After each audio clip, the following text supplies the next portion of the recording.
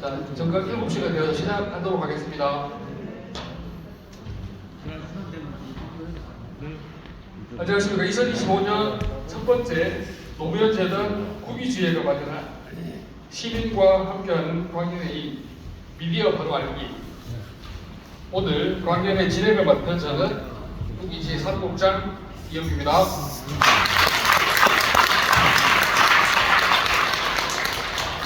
오늘 날씨가 상당히 쌀쌀한데 이 자리에 함께해 주신 모든 분들께 진심으로 감사드립니다. 변성욱 기자님의 소중한 강의를 듣기 위해 모인 우리 모두에게 따뜻한 박수로 한번 시작해 주시기 바랍니다.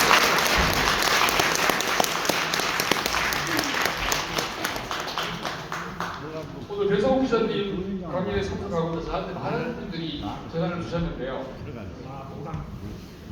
혹시 거기 말고 다른 지역에서 오신 분들 혹시 계실까요? 멀리서 오신 분들?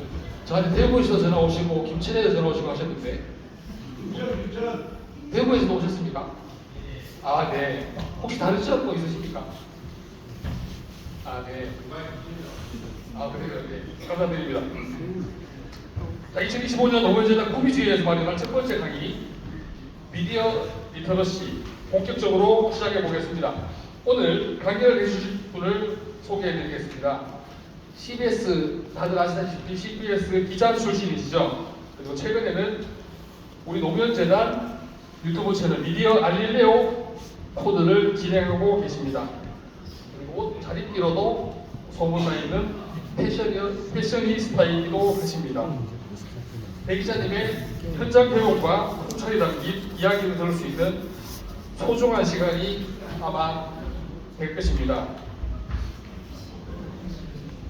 그럼 기자님을 모셔보도록 하겠습니다.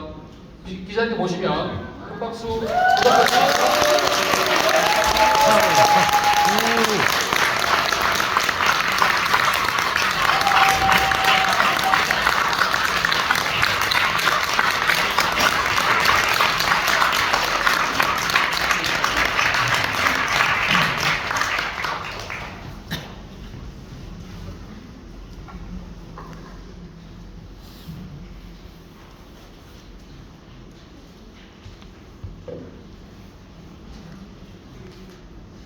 다 읽을 때까지 읽고 싶습니다.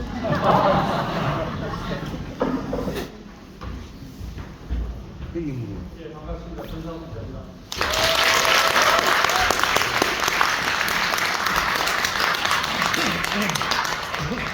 네, 우리는 어릴 때 잘 기억이 안 나지만 아마 어머니가 경북 의성이 고향이셔갖고 친정가인들이 엎고 지나가신 것 같기도 하고 대장년인가의 3.1군부에 잠깐 경크가 있어서 잘 나오나요? 네, 이제 잘 나옵니다. 이제 어떻게 보면 두 번째 우리 방문인데 영광입니다. 한반도에 이제는 다 영남에 있고 영남에 이제는 다 북위선산에 있다고 했는데 다 이렇게 돼서 반갑습니다. 뭐 제목은 어차피 언론에 관한 얘기인데 사실은 별 도움이 될 만한 얘기는 없습니다. 워낙 답답한 얘기들만 남아있고 해서 다만 현장에서 갖고 있는 고민이나 그동안 지켜본 얘기들은 뭐 여러분들한테 어느 정도는 설명을 드릴 수 있을 것 같아서 또 다른 것도 아니고 경상북도 구미, 선산, 군위, 대구 이쪽 지역에서는 남들 답답한 일들이 조금은 더 있으실 것 같아서 전화가 왔을 때 바로 그냥 가겠다고 얘기를 했습니다. 하다 보니까 뭔가 일정이 막 꼬인 게 있어가지고 아침에 광주 갔다가 강연 하나 하고 대전으로 가서 이제 기차 갈아타고 막 도착을 한 거입니다. 조금 횡설수설하더라도 이해를 해주시기 바랍니다. 뭐 시간이 많지 않으니까 나중에 질문도 좀 많이 받아야 될 것 같고 해서 시작을 하면 언론이라고 하는 것 자체가 세상에 좋은 일을 한 적이 크게 많지는 않습니다. 많지는 않습니다. 그래서 대개들 언론 하면은 엄청난 사람들이 모여갖고 사실 대단한 뭐 토의를 거쳐가지고 아주 합리적이고 과학적이면서 진취적인 결론을 낸다고 생각하는데 사실은 그래 본 적이 거의 없습니다. 그래 본 적이 거의 없다라고 말씀을 드리고, 일단 언론에서 제일 문제가 되는 것은 언론의 시작은 가까이 가야 얘기가 할 것 같습니다. 선생님 다시 손 좀 맞추셔야지. 언론의 시작은 사실 우리가 요새 흔히 말하는 찌라시입니다. 찌라시. 막 대충 써가지고 사람들한테 뿌리는 찌라시를 언론의 시작이라고 볼 수 있죠. 예. 아마도 예. 네. 가리방을 긁는다고 옛날엔 그럽니다만은 가리방을 긁어서 사람들한테 그냥 프린트해서 뿌려버리는 찌라시를 우리가 언론의 시작이라고 볼 수 있고, 그 다음에는 이제 계절마다 한 번씩 나오는 개간지가 있고, 그 다음에 이제 한 달에 한 번 내기는 조금 어려우니까 건너뛰어서 내는 겨월간지가 있고 월간지가 있고, 그 다음에 이제 격주간지도 있고, 그 다음에 순간지도 있고, 그 다음에 주간지, 일간지, 그 다음에 이제 방송 이렇게 되겠습니다. 이게 200년 또는 300년의 역사를 거쳐서 쭉 언론이라고 하는 것이 근대화 작업을 거쳐 모양을 만들어 갈 때 함께 발전했던 것은 민주주의입니다. 민주주의가 발전하는 그 궤적에 따라서 언론도 비슷하게 발전을 해 나온 거죠. 그런데 문제는 유럽이나 미주에서는 그런 일이 벌어졌지만 대한민국은 그게 잘 안 됐습니다. 언론이 맨 처음 생긴 게 대한민국은 찌라시, 격월간지 이런 거 다 생략하고 한성순보입니다. 열흘에 한 번. 근데 그 한성순보도 정부 기관지입니다. 정부 기관지니까 뭐 민주적인 어떤 시민들의 담론을 담고 있거나 정부를 비판하거나 이런 문제를 다루는 신문은 아닌 거죠. 이거는 뭐 사실은 미국도 마찬가지입니다. 왜 미국도 신문이 그렇게 발전했냐면은 뭐 복잡한 얘기입니다만은 간단하게 얘기하면 비싼 신문 종이를 사서 비싼 잉크를 거기다 넣고 잉크로 인쇄를 할 수 있는 돈을 갖고 있는 기관은 옛날에는 200년, 300년 전에는 정부 아니면 없었습니다. 정부만이 할 수 있는 일입니다.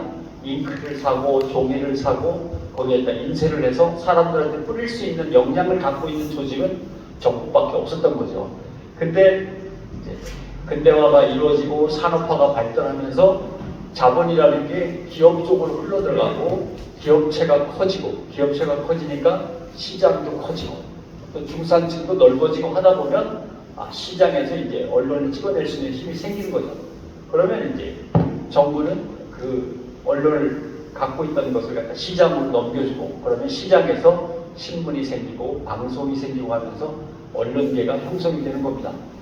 대한민국도 그렇게 갈 줄 알았죠. 그래서 한성순보가 생겼는데 그 다음이 바로 독립신문입니다.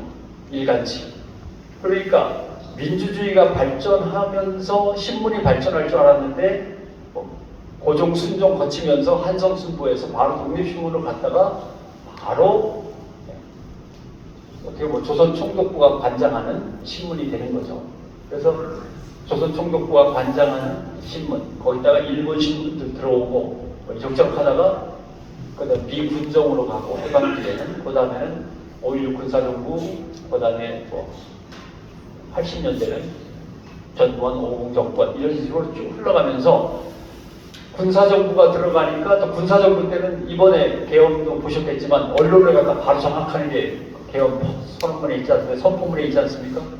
그러니까 군사정부 시절에는 어차피 고개를 제대로 못 들고 굴종할 수밖에 없고, 대들었다가 야단받고 쫓겨나고 대들었다가 잘리고 하는 일이 쭉 진행되면서 민주주의의 발전 과정과 함께 언론이 발전하는 게 아니라 민주주의도 오락가락하고 언론도 거기에 맞춰서 오락가락하고 이렇게 하면서 한국 언론은 약간 궤적 자체가 엉망진창이고 좀 흐드러지게 발전을 해왔습니다. 그 발전 과정이 지금 여러분들이 겪고 있는 왜 언론은 이 모양이지라고 하는 것에 가장 근본적인 대답입니다. 한 번도 민주주의와 손을 잡고 민주주의를 만들어내지 못한 언론이 생긴 거죠. 또 하나의 특징은 민주주의가 있으면 언론이 발전시킬 수는 있는데 잘 돌아가게, 민주주의가 없으면 언론이 존재를 또 못합니다. 이런 특징이 있습니다. 민주주의를 언론이 만들어낼 거라고 생각하시는데 만들지 못합니다. 누군가가 민주주의를 만들어줘야 언론이 그걸 갖다가 조금은 더 원활하게 아니면 조금은 더 국민 편에서 돌릴 수 있는 건 있지만 언론이 민주주의를 만들어내지는 또 못합니다. 이런 한국 언론의 궤적이 있다라고 하는 걸 염두에 두시고, 또 하나 설명드리고 싶은 것은 아니요. 직업이 방송이다 보니까 자꾸 맞춘다. 마이크하고 이 스피커하고 거의 비슷하게 있어야 되니까 좀 덜 울리니까 할 수 없이 뒤로 갔습니다. 또 하나, 언론이라고 하는 것은 어떤 것이냐라고 하는 그 정체성을 이야기할 때 대개 우리는 언론은 객관적이고 합리적이며 정치 중립적이고 언제나 정론 직필하면서 써내는 어떤 작업이라고 생각을 하시는데, 그런 언론관 또는 언론 철학은 영국과 미국 중심입니다. 영미 스타일입니다. 아메리카노 커피 스타일입니다. 아니 당연히 언론은 객관적으로 공정하게 중립을 지켜서 쓰는 거 아닌가라고 하는데 사실은 그렇지 않습니다. 가장 확실한 예가 공산주의 사회에서의 언론. 이거는 뭐 두말할 것도 없습니다. 공산당이 지배하는 사회에서 언론이라고 하는 거는 나름대로 프롤레타리아 혁명을 위한 또는 공산당의 일당 지배를 옆에서 보조하는 정도의 신문인 거죠. 그래서 공산주의만 해도 이렇게 달라지는데 공산주의는 너무 예외적이니까 뺀다 붙이고, 또 어떤 게 있느냐면 이걸 갖다 우리는 지중해식 또는 극다원주의 스타일이라고 하는데, 영국과 미국 스타일이 아니고 이거는 스페인과 이탈리아 스타일입니다. 그건 뭐냐면은 신문이 정해져 있습니다. 우리는 우파신문, 우리는 좌파신문, 우리는 중도 우파신문, 우리는 공산당지, 우리는 사회당지, 이렇게 우리는 기독교 민주당지, 이런 식으로 성격이 분명합니다. 그러면 중립적이고 객관적이고 정치적으로 완전히 독립된 상태에서 기사를 쓰는 게 아니죠. 우파지면 우파지답게, 좌파지면 좌파지답게 씁니다. 예를 하나 들어볼까요? 제가 네덜란드에 잠깐 근무할 때인데, 네덜란드 왕궁에서 네덜란드 왕께서 재벌하면 대개 필립스라든가 이런 거 기억나시고, 재벌과 장관들과 각국 대사들과 그 다음에 유명한 배우, 가수, 연예인들과 이 모든 사람들을 초청해서 파티를 열었습니다. 자선 파티입니다. 거기에서 자선 기금을 마련해서 가난한 사람들한테 준 거죠. 다음날 신문에 뭐라고 났냐면 커다랗게 난 신문이 있습니다. 왕실에서 자선 파티가 열려서 자선 기금 얼마를 모아가지고 가난한 사람들한테, 이런 크게 기사가 났는데, 어떤 신문은 요만하게 자식들 술 마실 돈 있으면 그걸로 기금을 내면 되지, 거창하게 모여가지고 잘난 책들은 이렇게 신문 기사가 났어요. 요만하게 아주 쇼를 해라, 쇼를 해, 이런 논조죠. 이거는 이제 좌파신문입니다. 좌파신문. 그러니까 성격이 뚜렷한 겁니다. 그러면 언론이 다 편파적이라는 얘기 아니냐라고 생각할 수 있는데, 시작부터 끝까지 그렇기 때문에 국민들이 누구나 다 압니다. 아, 저 신문은 우파적으로, 저 신문은 좌파적으로, 저 신문은 중도 우파적으로. 그러니까 중도 우파가 궁금하면 어느 신문을 사보면 되고, 좌파는 이거에 대해서 뭐라고 했을까 궁금하면 좌파를 사보면 되고, 비교해보기도 하고, 국민들이 컨트롤이 가능한 거죠. 어릴 때부터 다 아니까. 네. 결국 어떤 신문은 특정한 지향점을 갖고 있지만 국가 전체적으로는 균형이 맞는 겁니다. 네. 그래서 영미 자유주의 스타일, 지중해의 극다원주의 스타일, 그거 말고 또 뭐가 있냐면 자유민주 진영을 예를 든다면 주로 프랑스와 독일 중심으로 가 있는 공영주의 스타일이 있습니다. 공영주의. 그러면 영미주의 스타일은 자유롭게 언론을 놔주는 겁니다. 간섭도 안 하고 침해도 안 하고 도와주지도 않습니다. 미국의 대표적인 모습이죠. 언론을 도와주는 것도 언론 침해입니다. 왜냐하면 언론한테 돈을 준다는 얘기는 그 언론을 부어 삶아가지고 자기 편으로 만드는 거나 마찬가지기 때문에 돈을 못 주게 돼 있고 돈을 주지도 않고 또 간섭도 안 합니다. 그게 이제 영미 스타일이고, 지중해 스타일은 언론마다 다 평가성이 분명하고 지향점이 다르니까 어느 정당하고 친하고 어느 정당하고 친하고가 다른 거예요. 그러면 북유럽 스타일, 프랑스나 독일 쪽으로 가는 공영주의 스타일은 뭐가 다르냐면 언론을 자유롭게 놔두면 안 된다. 그러면 간섭을 하라는 얘기냐? 간섭도 안 된다. 그럼 어떻게 하라는 얘기냐? 시민들의 감시 감독하에 들어가야 된다. 라고 하는 겁니다. 그래가지고 공영제 스타일, 정부를 위한 게 아니라 시민사회, 국가를 위한 언론을 만들어야 된다라고 하는 게 공영제 스타일이에요. 그래서 실제로 우리가 생각하는 것은 다 영미 스타일의 자유주의 언론을 생각하는데 전 세계의 언론은 스타일이 다 다릅니다. 여기서 조금씩 변형돼가지고. 그래서 그럼 어떤 언론이 맞냐? 모르죠. 그 사회에 가장 적절한 스타일이 있겠죠. 그럼 대한민국은 어떠냐? 이게 문제. 대한민국은 어떠냐? 대한민국은 좀 복잡합니다.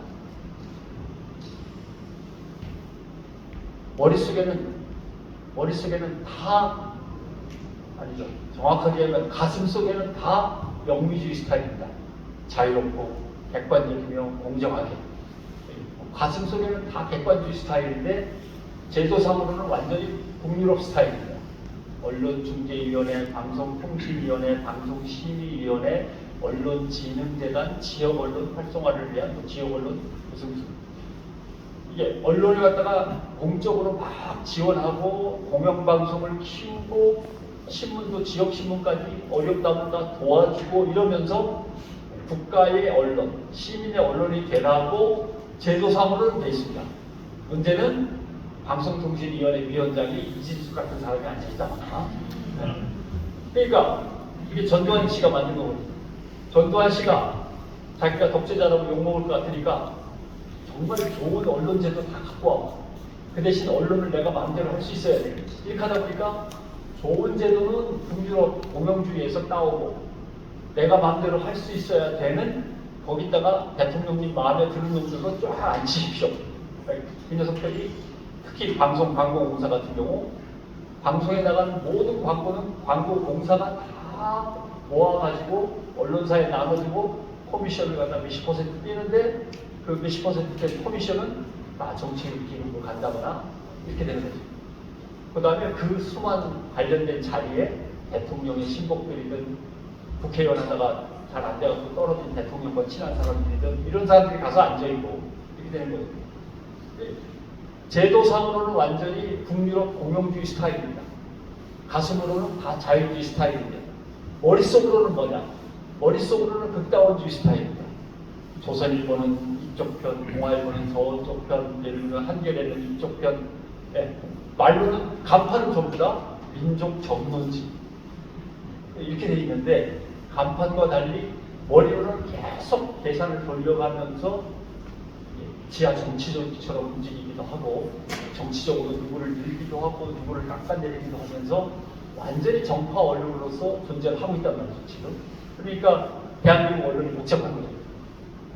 가슴으로는 자유주의, 제도로는 북유럽 스타일, 머릿속에서는 정치적 계산이 팍팍 돌아가는 정파적인 극다원주의 스타일. 그래서 복잡한 겁니다.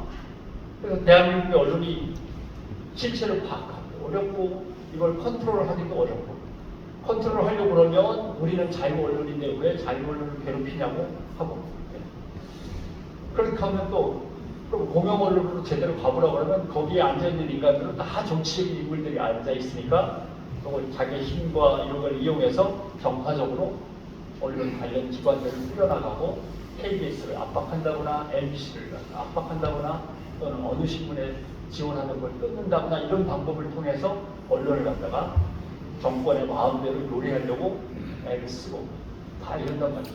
그러니까 이제 시민들은 답답한 거죠. 자, 여기까지는 뭐 지나간 얘기니까 그렇다고 치고 또 하나의 문제는 예전에 언론에 꽂힌 분을 기자라고 얘기한 적이 있었습니다. 언론에서 제일 화려한 직업인 건 분명하죠. 그 다음에 기자의 꽃은 뭐냐? 기자의 꽃은 경찰 사건 기자였습니다. 불난 현장, 살인 사건, 그다음에 강도 인질 사건 이런 현장들을 막 돌아다니면서 현장에서 사건을 취재하고 쓰는 사건 기자가 경찰 기자라고 얘기합니다만 사건 지금 기동팀이라고 얘기를 하고 사건 기동팀 또는 경찰 기자가 언론사에 꽂혔습니다. 근데 지금 생각하면 왜 우스운가 하면 기자 중에 왜 사건을 다루는 기자가 꽂힐까? 정치부 기자가 또는 경제부 기자가 꽂이 아니고 그 이유는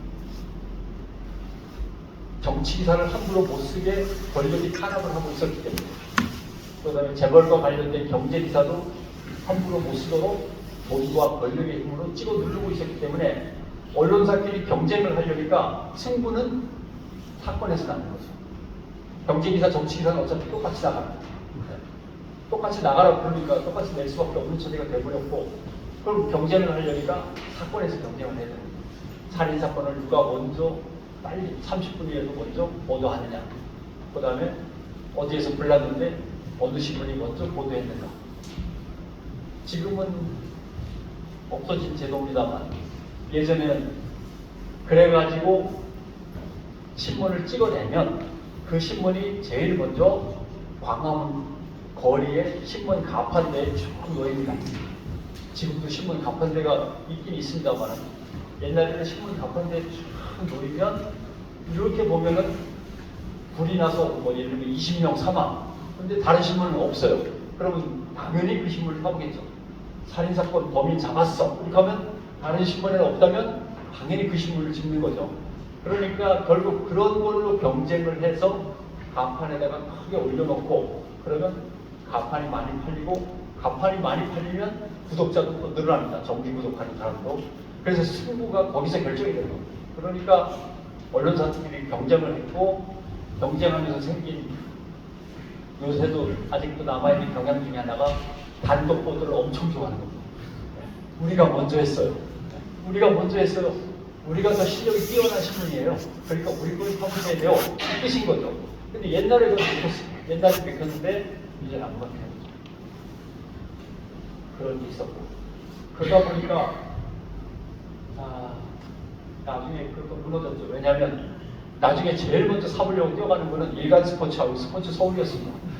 거기 만화도 재밌고 소설도 재밌고 축구하고 야구 결과도 봐야 되고 하니까 결국 그렇게 해서 이제 일간지들의 그런 경쟁들은 서서히 밀려나기 시작해서 지금은 사라지고 없습니다.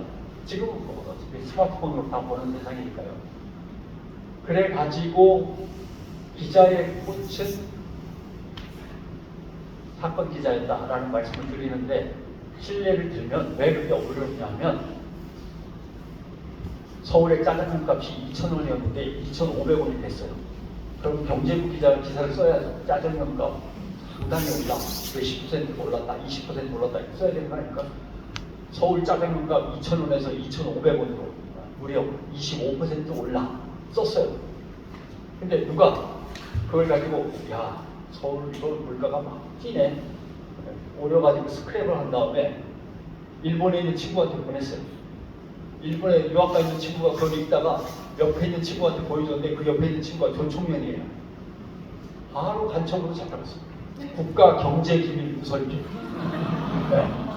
그런 시대니까 경제 기사를 마음대로 못 쓰는 거죠. 하물며 정치 기사는 더 마음대로 못 쓰죠. 그러면 사건 기자들끼리 경쟁해서 그 신문의 경쟁력을 높일 수밖에 없는 건데 이게 바뀝니다. 언제 바뀌냐면 1987년 민주화가 된 다음에 자 1987년 민주화가 이루어졌으니까 이제 언론도 어느 정도 민주화가 이루어졌고 민주화를 이루고자 하는데 그 마무리는 뭐냐? 과거에 민주주의를 파괴하고 반민주적인 행태를 일삼았던 인간들을 처단하는 것이 민주주의 회복의 마무리라고 하죠. 그럼 누가 할 건데? 누가 할 건데? 민주주의의 회복을 마무리 짓기 위해서 지난 시절에 잘못했던 정치적 또는 사회적 행태들을 누가 처리할 건데? 라고 할 때 여러분 1987 영화 보셨죠? 일단 경찰은 아닙니다. 물고문에서 사람을 죽였으니까. 보안사도 아닙니다. 보안사가 바로 쿠데타를 일으킨 12.12 쿠데타를 일으킨 장본인이고 그걸로 인해 가지고 언론 탄압도 하고 모든 사람들을 잡아가지고 했으니까 보안사도 아닙니다. 안기부 지금은 국정원입니다만 안기부도 아닙니다. 국민들을 감시하는 역할을 했으니까. 그럼 도대체 누가 할 건데? 경찰, 보안사, 안기부 다 빼면 검찰이 하는 거예요. 검찰. 그 1987 영화에도 나오지 않습니까? 지금 많이 눈치 보면서 정보도 빼주고 하면서 검찰 엘리트 조직으로서 살아남기 위해서 군부 정권 시절에도 요리조리 눈치 보면서 기회를 엿보던 검찰이 결국 그 역할을 맡습니다. 자, 박정희 정부에서부터 전두환 정부에 이르는 모든 비리들을 다 들추다 보니까 모든 정치, 모든 재벌 기업이, 모든 장관, 차관들, 고급 관료, 거기다가 언론사의 고위 간부들, 기타 등등 정말 대한민국에서 힘 있는 사람들, 지위가 높은 사람들의 모든 잘못된 정보는 다 검찰로 가는 겁니다. 수사를 하고 재판에 증거물로 제출하고 하다 보니까 검찰 캐비넷에는 그 사람들의 모든 잘못된 정보라든가 약점들이 가득 쌓여 있는 거죠. 이렇게 되는 겁니다. 그러면 이제 옛날에 흔히 그러죠. 공격과 수비 중에 어느 게 더 좋으냐. 대개 공격하는 사람이 많이 죽습니다. 수비하는 사람도 숨어있다가 쏘면 되고 공격하는 사람도 달려나가야 되니까. 공격하는 사람들이 많이 죽죠. 그래서 대개 수비가 훨씬 더 유리하다고 합니다. 그럼 공격을 어떻게 해야 될까? 공격하는 사람들은 세 가지 이점이 있습니다. 첫째, 언제 할 건지는 공격하는 사람 마음대로 언제 할 건가. 두 번째, 어디를 칠 건가. 이것도 공격하는 사람 마음대로. 세 번째, 어떻게 칠 건가도 공격하는 사람 마음대로. 자, 그럼 캐비넷에 온갖 사람들의 비리와 약점이 다 담겨 있어요. 그러면 어디를 칠까? 언제 칠까? 어떤 방식으로 칠까는 이 사람 말입니다. 그러니까 hen태하면서 뽑아가지고 그러면 이번에는 뭐 김대중, 이번에는 뭐 이재명, 뭐 누구든 칠 수 있어요. 이번에는 조국 뭐 골라 치면 되니까요. 그렇게 해서 검찰 캐비넷이라고 하는 게 꽉 채워지면서 검찰이 방법도 쓰죠. 조선일보한테 싹 흘려줍니다. 조선일보는 많을 때 200몇십만 부까지 갔습니다. 조선일보한테 탁 흘려주면 다음날에 막 골겋게 난도질이 되죠. 그 다음에 이번엔 중앙일보를 한번 줄까? 동아일보를 줄까? 슬그머니 흘려주면 받아 쓰는 거죠. 이게 왜 떡입니까? 특종하면은 기자도 올라가고 회사도 올라가는 거니까 좋죠. 그러면서 검찰에서 흘려주는 정보를 언론들이 선생님 저도 하나 주세요 하면서 기다리다가 받아 쓰고 하다 보니까 결국 생겨난 것이 검찰 기자라고 하긴 안 나고 뭐 검경 기자라고 하던가요. 뭐 이상한 이름으로 불리는 친검 기자들이 생겨나고 결국 언론사에서 기자의 꽃은 검찰 기자가 되어버렸습니다. 옛날에는 경찰 사건 기자였는데 경찰은 지난날 죄가 많으니까 힙쭈그리하게 쭈그러져 있고 검찰이 모든 정보와 모든 권력 있는 기관들을 갖다 좌지우지하니까 검찰에 이제 사람들을 갖다 엘리트들을 뽑아서 검찰로 보내고 엘리트 기자들 다 검찰로 보내고 법조 기자라고 부릅니다만 검찰과 법원을 담당하게 했는데 이놈의 기자들이 검찰만 가지 법원은 가지도 않습니다. 검찰이 더 중요하니까. 그래가지고 검찰 공화국이라는 것이 서서히 모습을 갖추는 거죠. 검사들이 권력을 좌지우지하고 그 검사들 밑에 언론들이 협조하는 하나의 그룹으로 나와 있으니까 이걸 갖다 검사들이 이제 요리를 하면서 검찰 공화국이라는 게 1990년대, 2000년대로 해서 영업해서 형성이 되는 겁니다.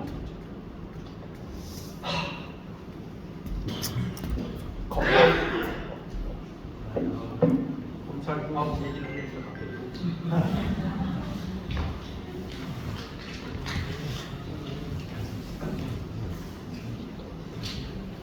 왜 언론사가 검찰 공화국이라는 걸 인식하면서도 거기에 빨려 들어갈 수밖에 없는가를 잠깐만 설명하면 여기 혹시 돌아가는 제가 이제 막 입사한 기자입니다. 검사를 만났어. 왼쪽으로 돌아가면 황교안이 있고 오른쪽으로 돌아가면 홍준표가 있습니다. 가까이 계시네. 그때 홍준표 검사는 특수부였고 황교안 검사는 공안담당이었어요. 제가 그런 생각을 사실 했어야 되는데 그때 그걸 못한 게 지금 후회가 되지만 제가 홍 검사를 만났는데 대학 선배예요. 2년 차이 난다고 하면 2, 3년 차이 난다고 치고 제가 지금 기자고 저 양반이 검사인데 제가 나중에 회사에서 부장이 되면 이 양반은 뭐가 돼 있을까요? 부장검사나 차장검사가 되겠습니다.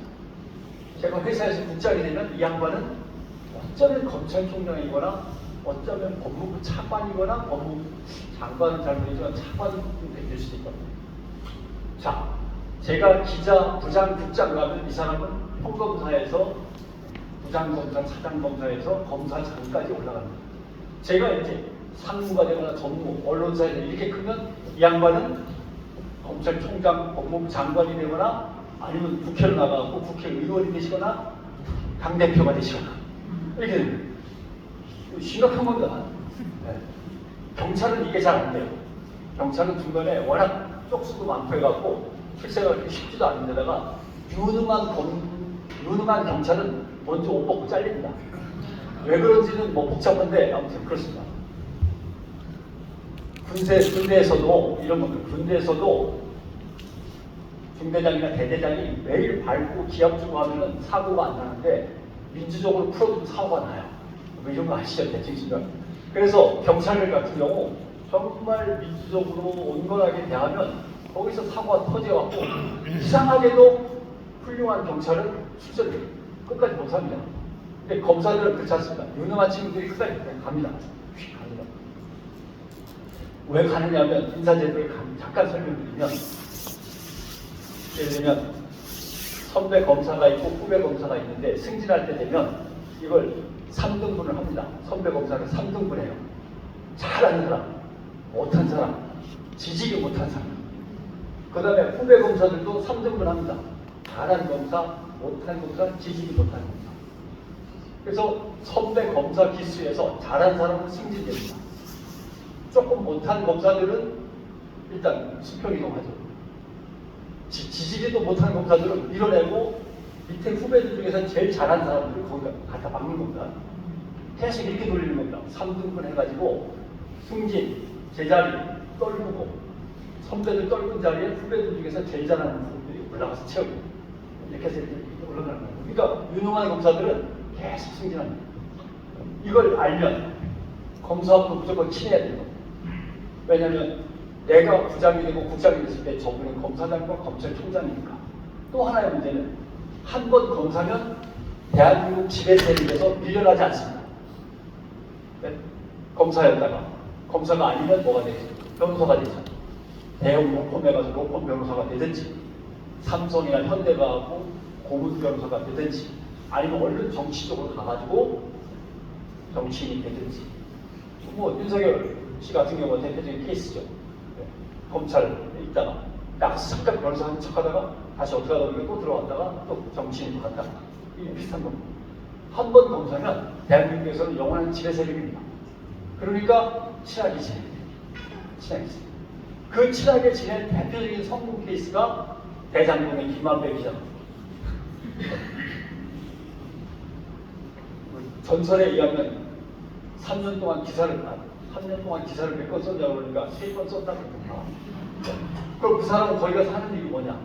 인맥 쌓아가지고 그 인맥을 통해 가지고 자기 회사에 광고 따오고 예산 따오고 그 다음에 자기 회사에 문제가 있을 때 가가지고 쓱쓱 로비해가지고 자기 회사 문제 덮어버리고 하는 그런 역할들을 맡는 게 검찰 법조기자들의 중요한 임무 중에 하나인데 그걸 너무나 잘하는 거죠. 또 세상이 흔해져가지고 그걸 잘하는 기자를 최고로 쳐요. 최고로 칩니다. 세상이 흔해져가지고 그런 거 잘하는 기자를 훌륭하다고 능력 있다고 또 토닥토닥 해주는 그런 세상이 되어버렸단 말입니다. 그러니까 검찰에 가서 3년 있는데 기사는 3건 썼다고 하죠. 또 옆으로 건너가서 법관들하고 친하게 지내고 대법관들하고 친하게 지내면서 그 사람들이 나중에 로펌으로 가고 이런 걸 다 계산을 한 거죠. 그러니까 나중에 이걸 다 묶어가지고 대장동 사업을 하고 아무것도 없는 표기자가 대장동 사업을 한다는 게 액수가 몇천억인데 놀랄 놓잖아요. 세상이 이렇게 이제 바뀐 겁니다. 그래서 검찰공화국이라는 게 생겨나기 시작했다라는 말씀드리고 그것이 아직 이어지는 거죠. 고작 언론은 왜 그 모양이냐? 언론은 왜 그 모양이냐? 이것도 또 속이 타서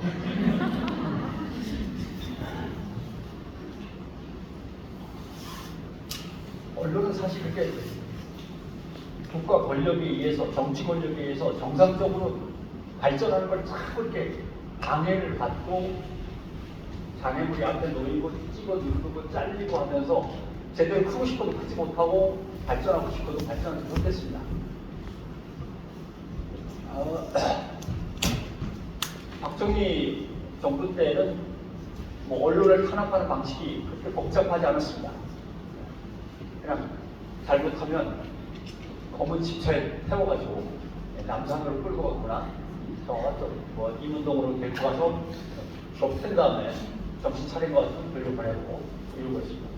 저희 회사에서 한번 사건이 있었는데 꽁트를 해갖고 코미디를 하는데 남한과 북한이 드디어 통일이 되었다라고 하는 가정하에서 코미디 꽁트를 만들었는데 하필이면 거기에다 적은 이름이 남반부 모의되었습니다.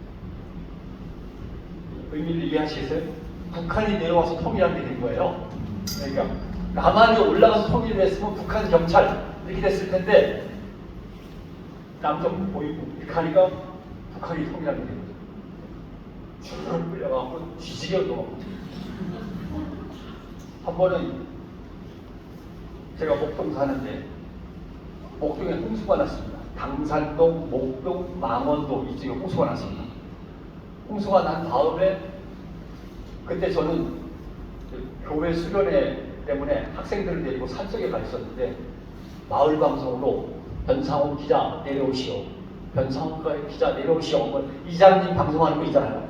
그래서 내려갔더니 전화를 해서 빨리 하라고 그래고 전화를 했더니 이 자식아 조국이 물에 잠겼는데 너 지금 거기서 뭐하냐. 그 집 싸가지고 막 달려갔더니 빨리 홍수난 현장으로 가라 그래고 갔더니 진짜요. 거짓말 안 하고 물자국이 이렇게 있어요. 걸어가는데 물자국이 이렇게 있어요. 완전히 물에 잠겼던 거죠. 근데 이게 운명의 장난인지 모르겠지만 우리 정부 쌀보다 북한 쌀이 먼저 도착한 거예요. 그 마을에. 그때는 분위기상 뭐 이렇게 쌀 정도는 보내고 받고 하는 분위기였습니다. 북한 쌀이 먼저 온 거예요. 거기까지는 문제가 아니다. 그러면서 이제 그 다음 이야기가 뭐냐면 근데 목동을 갑자기 서울시에서 재개발하겠다는 거예요. 목동은 그게 막 맨날 홍수 지대니까 싹 밀어내고 거기다가 아파트를 쫙 짓겠다는 거예요.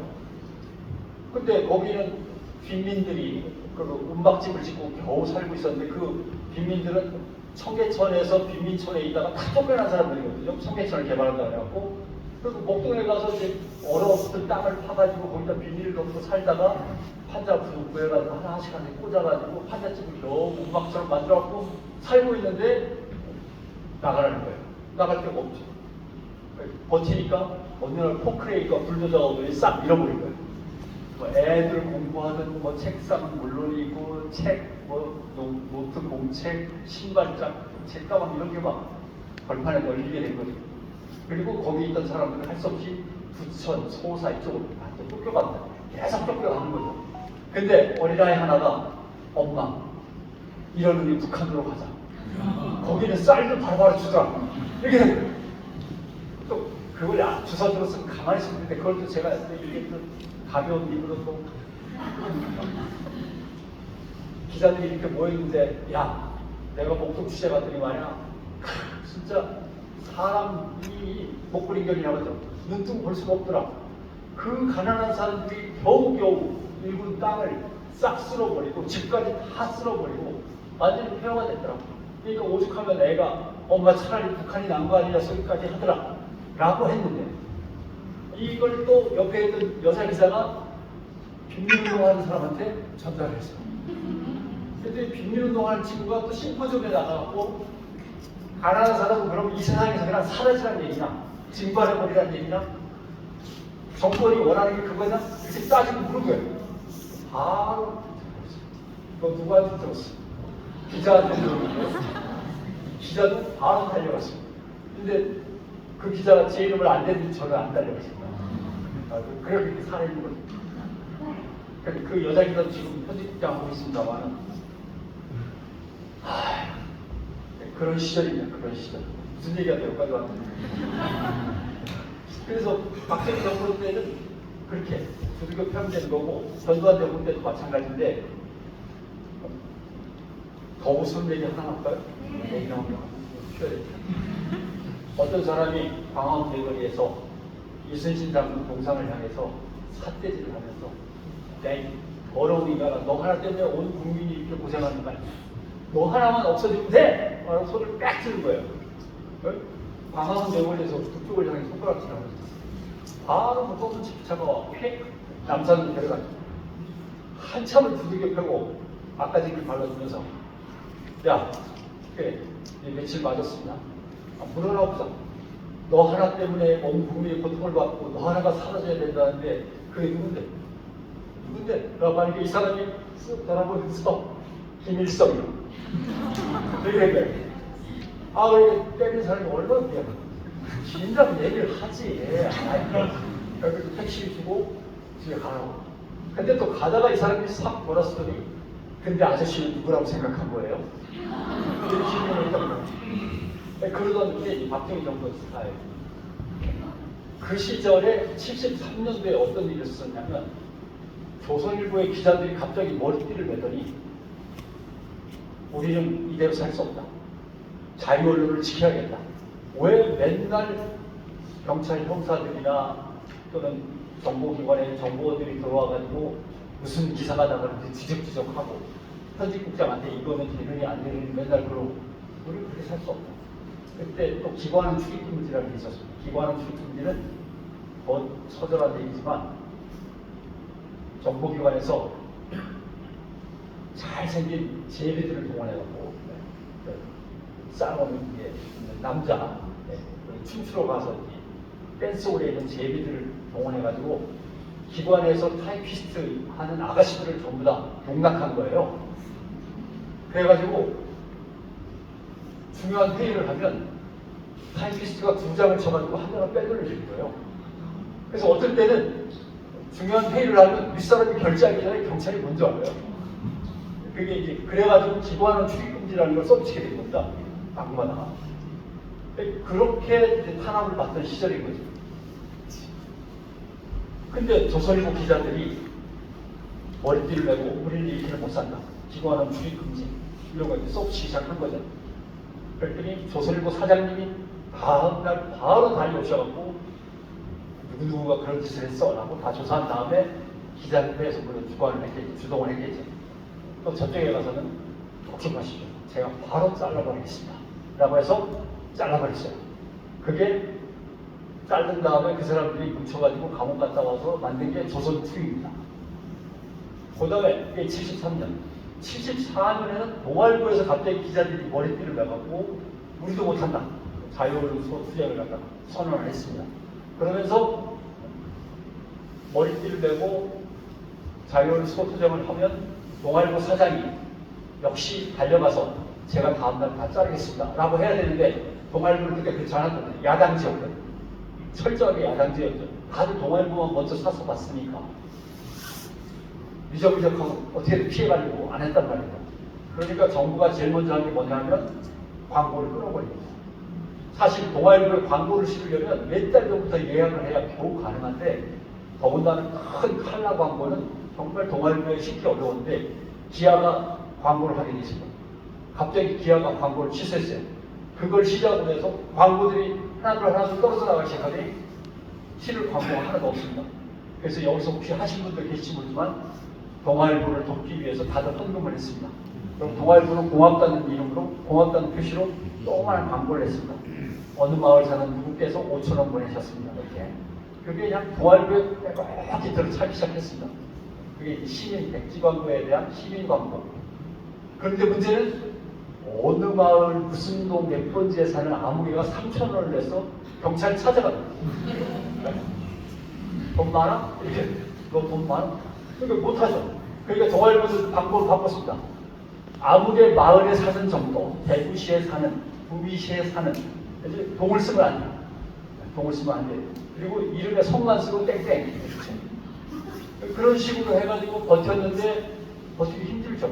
못 버텼습니다. 동아일보가 결국 항복을 하죠.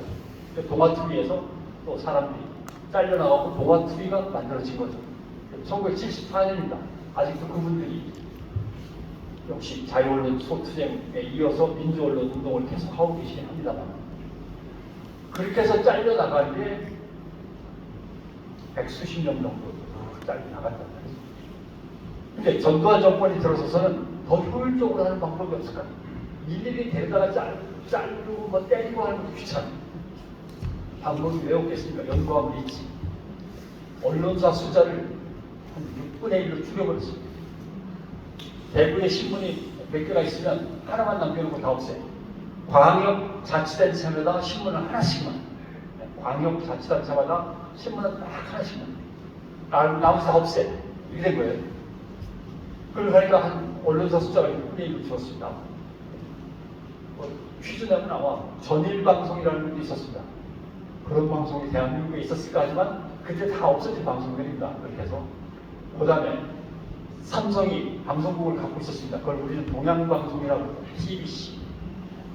TBC가 있었습니다. 언론사를 뭐하러 재벌들이 갖고 있나?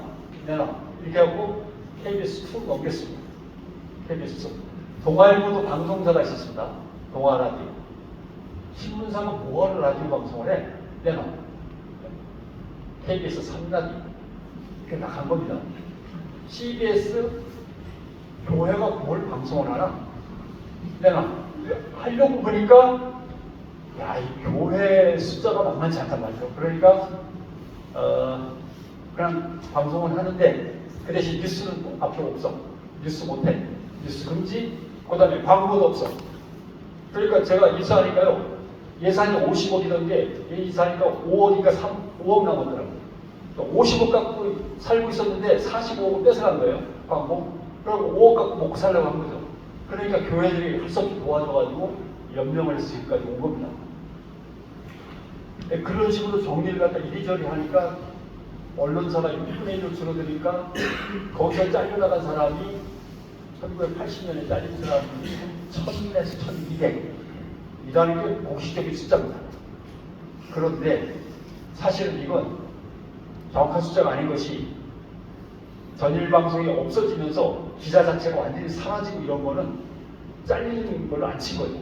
정부가 명단을 뽑아가지고 누구누구는 그동안 미운 기사를 많이 썼고 누구누구는 우리한테는 대들었고 이런 친구들을 갖다가 자르라고 명단을 내려보내고 거기에 붙여가지고 경영진들이 그러고 보니까 말 안 듣던 놈들도 이기회에 다 잘라버리지 하면서 자른 게 한 1200 되는데 사실은 그냥 언론사가 사라지면서 그냥 날아간 사람들까지 다 치면 한 2000 잡는 거죠.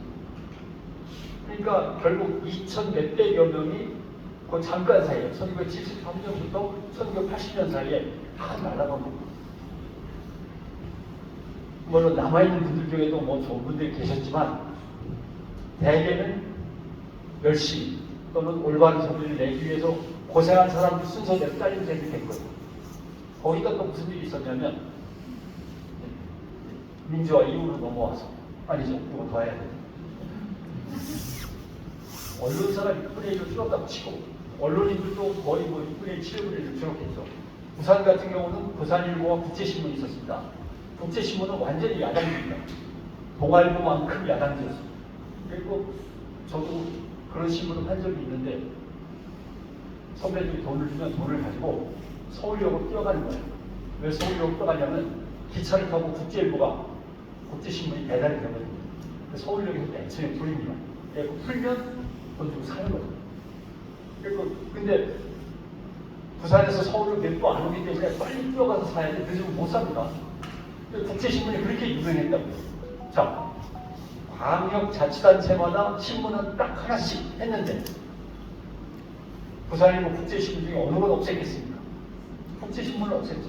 부산일보가 조금하고 국제신문은 컸었는데 부산일보가 유일한 신문사가 되고 국제신문은 사라졌다가 나중에 구원했는데 그래도 지금도 뭐 망했다가 다시 또 일어나고 그러지만 그런 상황이 됐고, 근데 전두환 정부를 기억하시는 요 유명한 구호가 있죠. 그게 뭐냐면 삼조 호황입니다. 대한민국 그때 엄청 경제 부흥했습니다.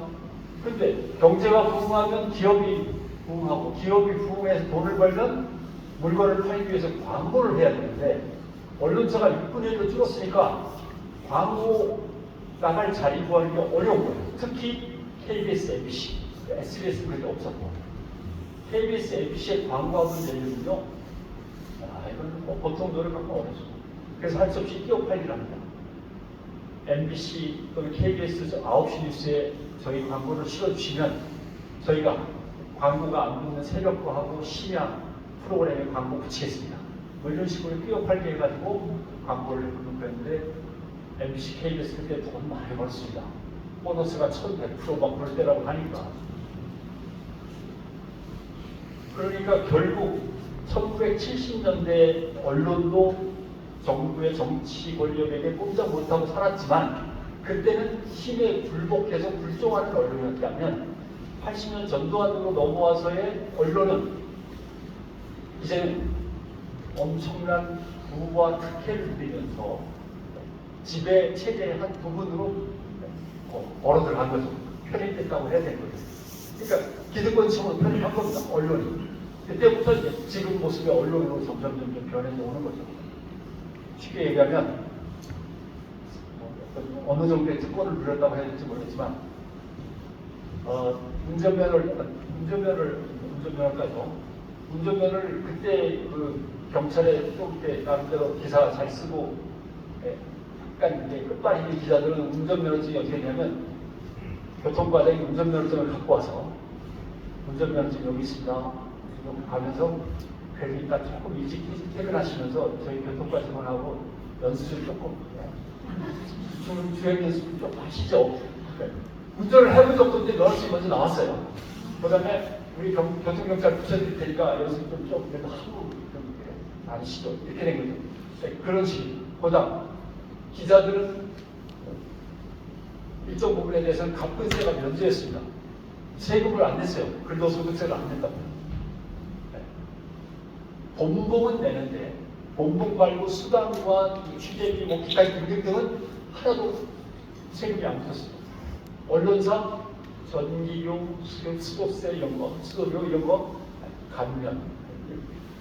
거기다가 기자님들이 요새 주거가 조금 불편하시가요? 아파트를 한 채 지어드릴까요? 해갖고 서울시 강남 이런동에다가 부지 다 확보해가지고 그 다음에 시공사 다 선정해가지고 원가에 분양을 할 테니까 원가만 내고 들어오시면 됩니다.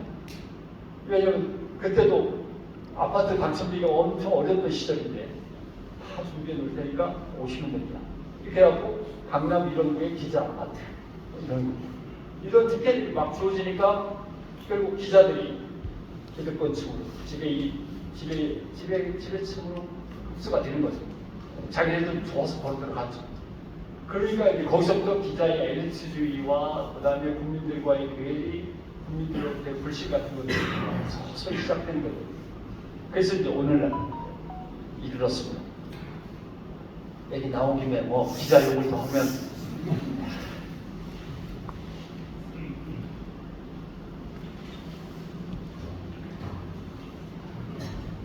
결국 언론은 왜 이렇게 됐을까 하고 할 때 기자를 예를 들었으면 그건 PD도 마찬가지고 아나운서도 마찬가지입니다. 결국 악화가 양화를 구축하면서 좋은 사람들 순서대로 많이들 쫓겨났다라고 하는 문제가 있고, 그 다음에는 1980년대 들어서면서 기득권층이 돼버려가지고 얼굴에 기름도 잘 흐르고 배에 기름도 끼고 했다라고 하는 것. 그 다음에 이제 최근에 언론 상황과 떼놓을 수 없는 것이 1997년의 문제입니다. IMF 환란이 IMF 외환위 IMF 외환위기가 됐는데 저도 그때 구조조정 담당 업무를 맡았습니다. 저희 방송국에서. 저한테 사장이 광주에서 근무하고 있는데 갑자기 전화가 왔어요. 내일 당장 서울로 올라오라고. 아니 왜 광주에서 잘 쉬고 있는데 왜 그러십니까? 보낼 때는 언제고 6개월밖에 안 됐는데 또 올라오라고 그러니까 아니야. 야 시간 빨리 올라와. 갔더니 정리해고 업무를 맡아달라. 아니 기자한테 왜 정리해고 업무를 맡깁니까? 일단 네가 해야겠다. 왜냐하면 제가 노조위원장을 3번 했거든요. 전국의 모든 직원의 얼굴 이름 다 알지만 그 집 애들까지 다 알아. 그 집 애들까지 다 안다고. 어느 집이 대충 뭐 먹고 사는 집까지 다 안다. 야 550명인데 일단 100명 잘라야겠다. 100명 명단을 언제까지 한다. 그래가지고 인사서류를 전부 다 짊어지고 집으로 가서 회사에서 할 수 없잖아요. 어떻게 회사에서 집으로 가서 이 되게 어렵습니다. 왜냐하면 전기 기술이 있고 전파 기술이 있다면 전기 기술을 할 줄 아는 사람을 50대 1명 남겨놓고 40대 2명 남겨놓고 30대 2명 남겨놓고 20대도 1명 남겨놓고 이렇게 해야만 이 업무가 연속성이 생길 거 아닙니까? 회사가 먹고 살려면 그렇게 해놔야죠. 그 다음에 무슨 기술을 갖고 있는 친구, 무슨 기자들 중에서는 무슨 기사를 잘 쓰는 경제, 무슨 기사를 잘 쓰는데 정치하면은 거기에서 50대에서 40대에서 30대에서 골고루 배치를 쫙 한 다음에 그렇게 합쳐 이제 대우를 피우고 말 안 듣고 그 다음에 기사 엿바꿔 먹고 이런 친구들을 이제 나가내기 시작해야 되는 거죠. 눈이 빨개져서 가져왔더니 사장님이 이렇게 보더니 그 뒤에다가 제 사표 붙여가지고 저만 살면 또 웃기잖아요. 제 사표 넣어가지고 휙 던져버렸어요. 자식이 말귀를 못 알아들어요. 말귀를. 왜 그래? 야 연봉을 많이 받는 순서대로 잘라야지. 이게 회사가 돈을 어떻게든 지금 돈이 안 들어서 난리가 났는데 은행 이자는 높고 이래갖고서 이게 어떻게 되냐. 아니 이렇게 잘라야지 회사가 이게 모양새가 그대로 유지되면서 어느 정도 지속가능 발전하죠. 쓸데없어요. 지금 내일 당장 회사가 없어질지도 모르는 한국에 그거 휙 던져버리고 제 사표도 휙 던지더니 1번부터 소득 제일 높은 1번부터 100명 확 잘라버리고 그 중에 살려낼 사람만 몇 명 이런 식으로 하더라고요. 그러니 기자는 항상 안 잘렸거든요. 잘려본 적이 없어요. 권력한테 밑보여갖고 그렇게 잘려나간 기자는 있었지만 돈이 없어서 잘리지는 않거든요. 돈이 없으면 제일 밑에 비정규직부터 잘려가지고 쭉 잘리다가 기자는 사실 안 잘렸거든요. 근데 이제 잘리는 거죠. 기자들이 깨달았어요. 아, 우리도 잘리는 직업이다. 농담으로 얘기하면 광화문에 모든 신문사가 모여 있었으니까 광화문 교보문고 지하도에서 김 기자! 그러면 신문지 덮고 자고 있던 노숙자들이 일어난다는 거 아니에요? 네, 그때 IMF가 그랬다는 거 아닙니까? 생전 잘려본 적이 없는 기자들이 노숙자가 된 거예요. 그래서 그동안 이제 나한테 친했던 사람들한테 찾아가서 일자리 하나만 가고 뭐 이런 식으로 겨우 이제 먹고 살고 어떤 사람은 학원 강사가 되고 어떤 사람은 출판사에 가서 일하고 이렇게 된 거예요. 그 이후로 언론사의 눈빛이 달라졌어요. 이젠 돈이야. 네, 이젠 권력이 문제가 아니라 돈이 더 중요하고 돈을 벌기 위해서 권력으로 치나 이거는 뭐 당연한 거예요. 그러니까 돈. 요새 같은 거 이게 돈이 뭐 클릭수니까 클릭수, 구독자 수 이렇게 된 거예요. 그래가지고 그때부터 언론의 눈빛이 완전히 달라지기 시작합니다.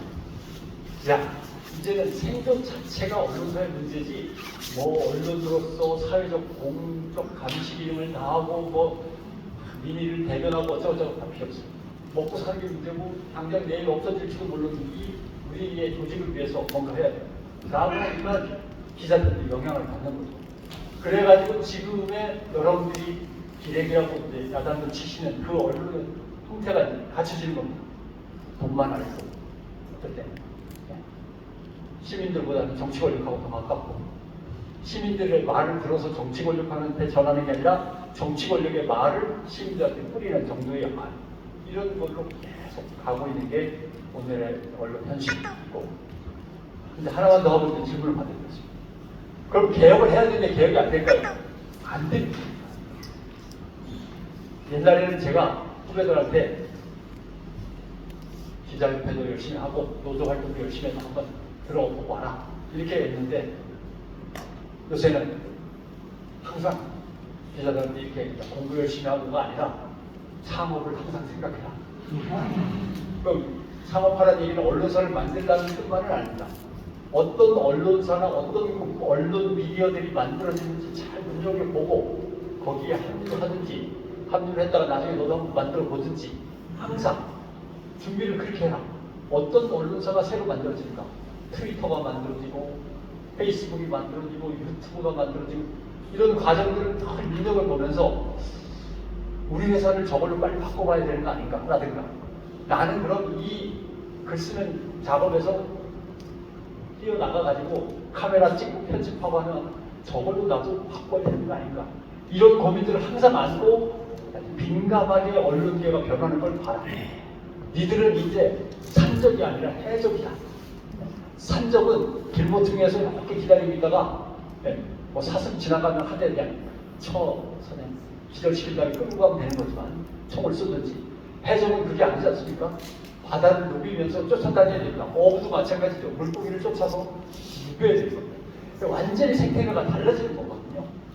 산적이 아니다. 산적이 아니라 해적이다. 세상이 어떻게 변하는지 아주 거두미를 세워가지고 쫓아다니면서 네가 할 바를 찾지 않으면 망한다라고 얘기를 하는 거죠. 그래서 세상이 바뀌고 있는데 이제 여러분들의 세상도 바뀌는 거죠. 언론에 종사하는 사람들이 바뀌듯이 언론을 구독하고 언론에 의지해서 정보를 얻던 사람들도 바뀌어야 되는 거죠. 안 볼 거나 안 보고 꼭 봐야 되는 것만 잘 골라봐야 됩니다. 왜냐하면 너무 많은 언론들이 있으니까 너무 많은 정보가 쏟아지고 정확한 정보를 또 올바른 정보를 구하기 위해서는 연구하고 또 논의하고 사람들한테 정보를 구해가지고 이것을 어떻게 보면 되겠구나를 제대로 찾아놓지 않으면 엉뚱한 것만 계속 보게 되는 이런 일들이죠. 그 다음에 엉뚱한 걸 한 두 번 보면 알고리즘에 의해서 보고 싶지 않은데도 계속 그것만 오니까 벌써 저한테 구미 맛집이 막 들어오고 있습니다. 그렇게 잠깐 지나면 스쳐 지나가기만 하거나 잠깐 봤는데도 알고리즘에 의해서 엄청난 정보가 옵니다. 쓸모없는 언론을 한번 보면 알고리즘에 의해서 그 비슷한 것들이 또 쏟아집니다. 정말 잘 골라야 됩니다. 그러니까 이걸 맨 처음에는 뉴스를 잘 관찰하고 뉴스를 정확하게 읽어내는 뉴스 리터러시가 필요했다고 했는데 이제는 채널 리터러시가 필요한 거죠. 올바른 채널, 올바른 신문을 갖다가 또 정말 좋은 신문을 빌어주는 힘을 갖다 보태주는 이러한 독자들의 리터러시도 필요합니다. 그래서 언론은 종류가 아까 얘기한 거는 이념의 구분이고 현실적인 언론은 어떻게 구분이 되냐면 첫째, 언론 사주의 언론. 돈 많은 지역의 토건 회사들이나 건설사들이 갖고 있는 언론. 건설사들이 왜 언론을 사는가? 장사도 안 되는데 맨날 적자인데 그거는 언론사 기자들이 갖고 있는 정보를 자기 사업에 빨리 써먹을 수 있고 자기가 나쁜 짓 좀 하다가 걸렸을 때 기자들이 쓱 가갖고 무마시키고 올 수도 있고 여러 가지 이점이다 말이죠. 그러니까 언론사를 자꾸 인수하는 대부분의 한 35개에서 40개 유명한 전체 대한민국에서 설명을 하니까 자꾸 그려지는데 대한민국의 언론사가 몇 개냐? 저널이라고 부를 수 있는 정보 제공사가 한 6,500에서 7,000개 됩니다. 그 다음에 검색하면 언론사라고 검색이 되는 것들은 한 1,000개에서 1,100개 정도 되지 않을까 싶기도 한데 뭐 검색하면 그게 이제 검색이 이름이 뜨는 그나마 그 다음에 언론사로서 뉴스를 담당하는 경우는 한 120개 정도 이렇게. 그 다음에 폰털에 자기네 뉴스를 갖다가 마음대로 이렇게 내보낼 수 있는 언론사 지금 이제 다 그게 막히긴 했습니다만 폰털에 자기가 뉴스를 공급할 수 있는 건 한 4, 50개 정도 숫자는 계속 변합니다.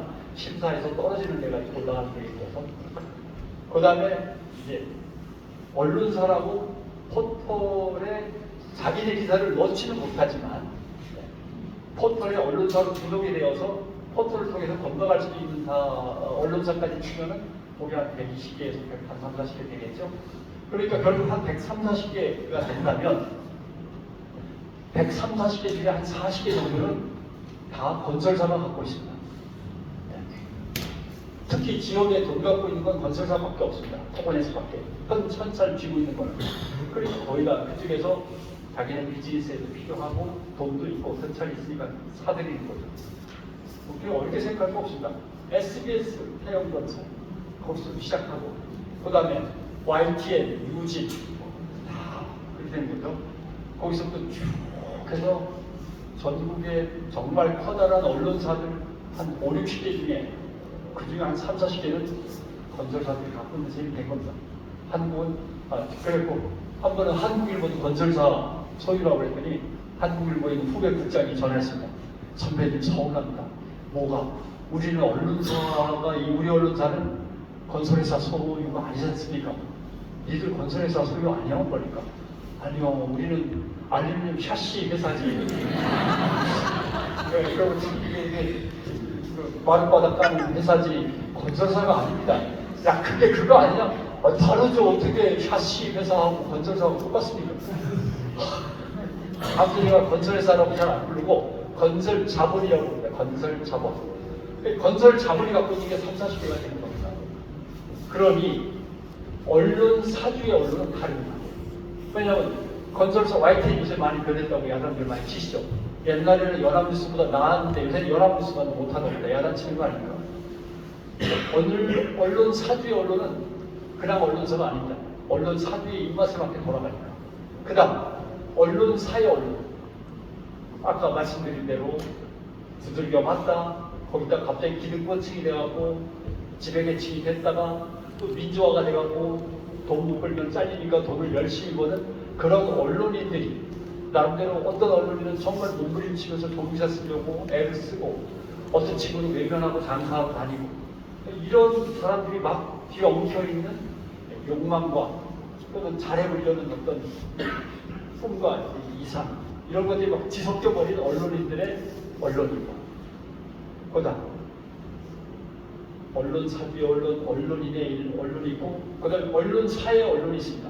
이것은 조선일보, 동아일보, 매일보, 100년 역사를 쭉 이어오는 하면서 우리가 아는 언론사 간판을 단 조선일보, 동아일보라고 하는 언론이 있고 그 다음에 시민 언론이 있습니다. 시민 미디어.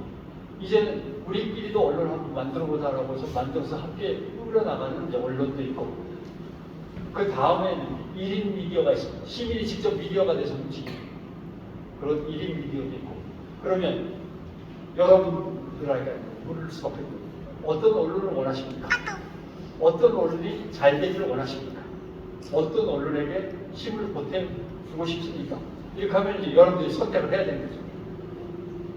그래도 언론인들의 언론 중에서 좋은 거 몇 개는 나와야 되지 않겠어? 라고 하면 그게 뭐 어떤 신문이든 어떤 방송이든 도와주셔야 되고 그것보다는 시민 미디어 중에서 이거는 살아야 될 것 같아 라고 하면은 시민들이 참여해서 함께 만드는 언론을 지원하신다거나 그것도 그렇고 내가 만들게 참고를 하셔도 좋고 여러분들도 예전에 시민이 아니라 이제는 미디어 시민으로서 다른 태도로 언론들을 감당해 내셔야 되고 또 찾아내셔야 되고 그런 상황이 있는 거죠.